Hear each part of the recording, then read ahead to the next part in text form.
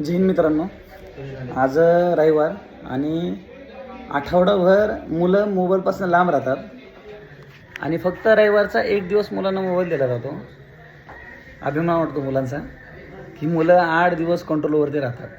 आजच्या कलियुगामध्ये जनजीमध्ये आजच्या कलियुगामध्ये मुलं मोबाईल संडास बाथरूमला सुद्धा घेऊन जातात वापरायला. रिॲलिटी हे जे आहे ते स्पष्ट सांगतो मी. रील बघत बसतात किंवा काय.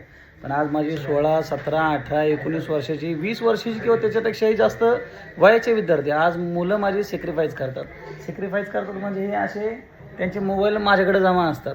भारी वाटतं मला की मुलं डिसिप्लिन पाळतात. आणि बरेचसे मुलांना मी म्हणाल की महाराष्ट्राच्या कानाकोपऱ्यात बरीचशी मुलं माझ्याकडून येतात त्यांना पहिल्या दिवशी हे नियमही सांगितले जातात. माझे 5 नियम आहेत. लपडी करायची नाही, व्यसन करायचं नाही, मोबाईल वापरायचा नाही, भांडणं तडणं करायची नाही, घरी जायचं नाही सारखं.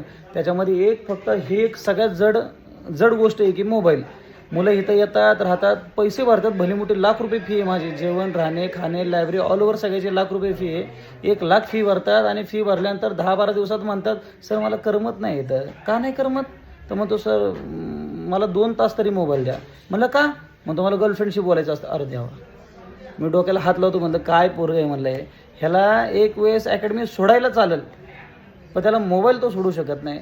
आणि बरीचशी मुलं मी बघतो अशी खरंच खूप नालायक आणि निर्लज्ज पोरं की एक वेळेस ते अकॅडमी सोडून जातील किंवा आईबापाचा पैसा बुडवतील पण मोबाईल घेऊन घेतील. एवढे हॅडिक मुलं असतात. आणि मला खरंच अभिमान वाटतो माझ्या पोरांचा की त्यांनी मोबाईल सोडला नाही. मोबाईल सोडलाय. सॉरी, एवढे किती मोबाईल आहेत? 53 मोबाईल. आज माझे 53 मोबाईल बिना फोनचे राहतात.